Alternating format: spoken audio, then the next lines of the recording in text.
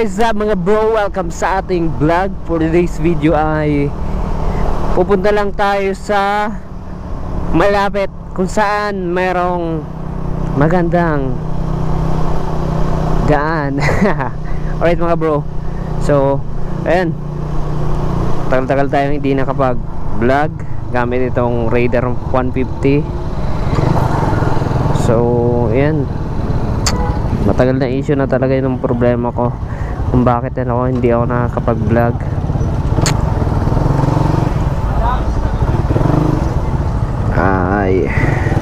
Pero ngayon subukan natin mag-vlog.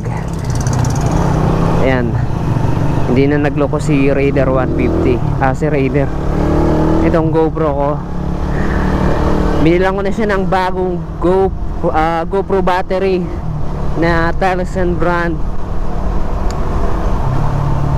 Yung aftermarket lang kasi ayan, medyo mura. At ito na nga, sinubukan ko na at kanina parang ayaw pang mag-function ng maayos. Sunod kong papalitan itong memory card or yung SD card, memory card, dahil ganun pa rin yung problema niya. Bigla siyang namamatay kapag nagre-recording na, tapos biglang nabubuhay kahit hindi ko pinipindot. Ganun talaga kapag medyo matagal na tong GoPro. Ganun na talaga siguro yung nagiging issue niya. 4 years na rin nata to, tama ba? 4 years na ito ang GoPro ko. Medyo matagal na rin. At ngayon nga nagpa-function ng maayos, di ba?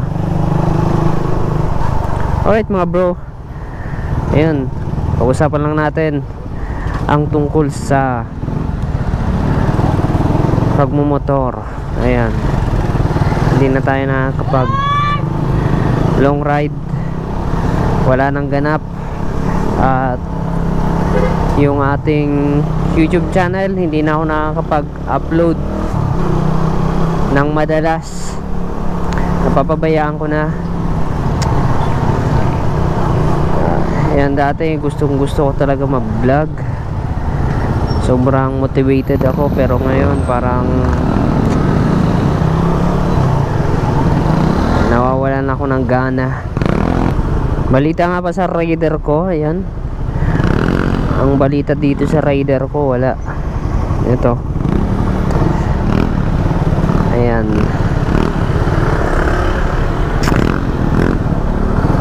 napapabayaan na.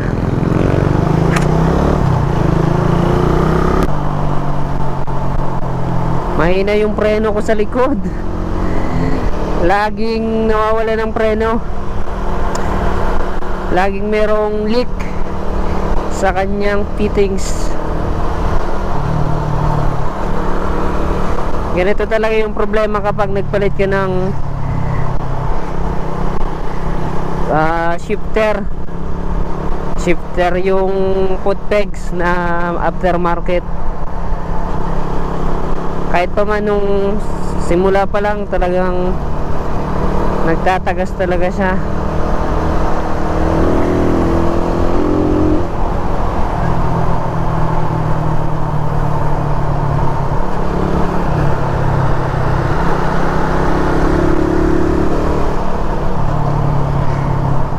Alright, so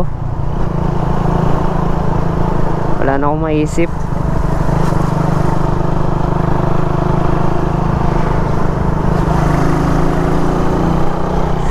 Alright mga bro, pag-usapan na lang natin ang patungkol sa mga naka-Raider 150.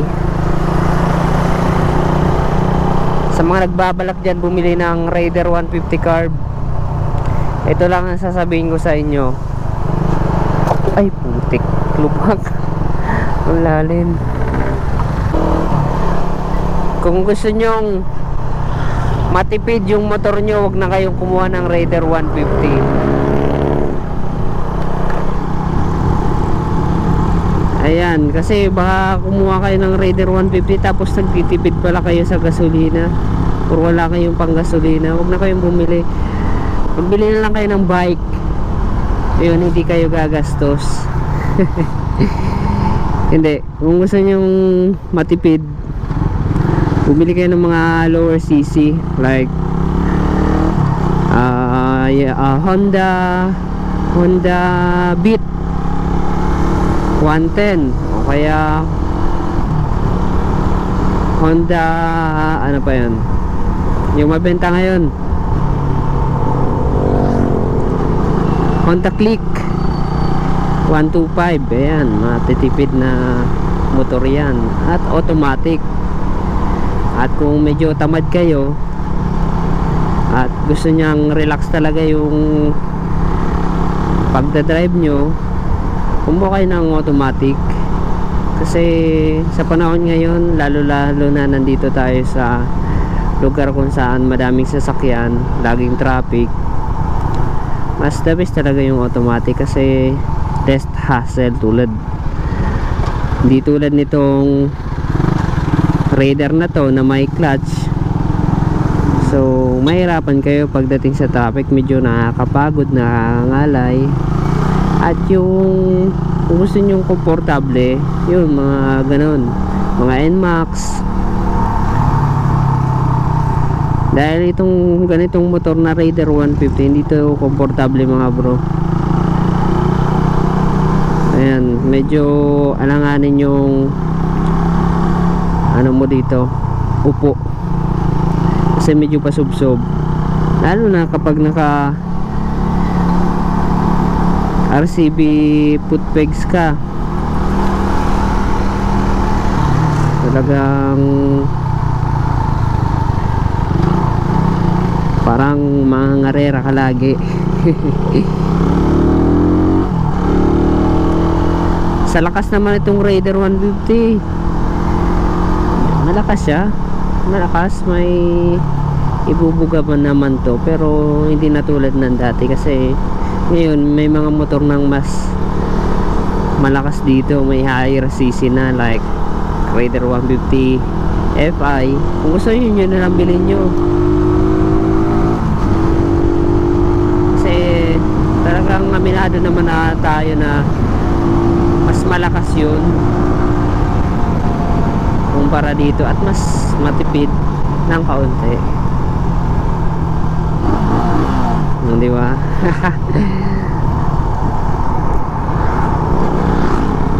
Ito nga, nasa ano na, magpa 5 years na tong motor ko this December, kasi December ko siya nabili. Magpa 5 years na siya, pero ang tinakbo pa lang nito ay 35,288 kilometer. So hindi masyado ito nagagamit kasi hindi naman ako masyadong umaalis. Hindi naman to pinang-araw-araw, pasok trabaho lang, tapos hindi nga, siguro 2 kilometers lang yung tinatakbo nito, kaya hindi ito masyadong nagagamit. Sa maintenance naman, okay naman yung maintenance ko nito. Yun nga lang, ngayon may issue na naman. Itong ano ko, itong clutch cable ko, clutch lever ko, hindi na pwedeng ma-adjust, sagad na, medyo matigas na yung cambio ko. Ayan, saka hindi ko na makuha yung neutral, ganito talaga. So palitan na rin naman talaga to. Pag nagkapera tayo, papalitan ko to ng genuine parts na clutch cable. Tapos nangyari nakaraan at tumirik tong motor ko, nakadalawang tirik. Kala ko gasolina lang kasi paubos na rin talaga yung gasolina. So pinagasan ko, tapos pinalitan ko ng bagong ano yan, spark plug. Yung pinalit ko ay luma na rin naman, tumirik pa rin. Tapos pinalit ko lang yung dati, na nakakabit. Inayos ko lang, inano ko, nilinisan ko yung tip ng spark plug, saka pinukpo ko ng konti para lumapit yung tip, para lumit yung clearance. So yung napaka basic na dapat lang gawin sa spark plug, umandar naman, at yun, hanggang ngayon ito pa yung nakakabit. So yan, isasabay ko na lang sa pag change oil ko pag nagkaroon tayo ng budget. Tapos ito na yung kinabit nating last vlog ko. Ito yung kinabit kong hawakan sa motor, hand grip na rubber. Okay naman siya. Nilagyan ko lang ng mighty band yung itong sa may accelerator kasi umiikot, sumasama kapag piniga ko. Ayan. So wala naman pang major problem tong motor na to. Raider 150, talagang matibay talaga siya. Matibay mga bro, sinasabi ko sa inyo. At wala kayo masyadong issue dito. Kung ikukumpara natin sa FY, yun, may mga issue doon na wala dito. Kaya kung gusto nyo ng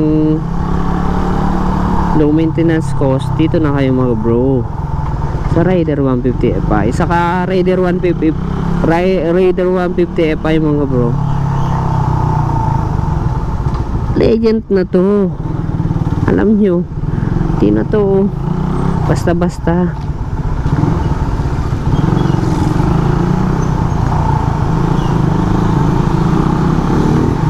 Gusto ko sanang kumain dito kasi wala yung shumayan, barbecue lang, kaya diretso na ako. So yun, kahit pangarabas mo to, wala, okay lang.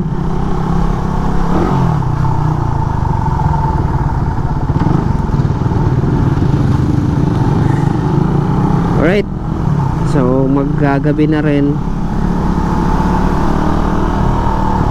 kaya sinasabi ko sa inyo,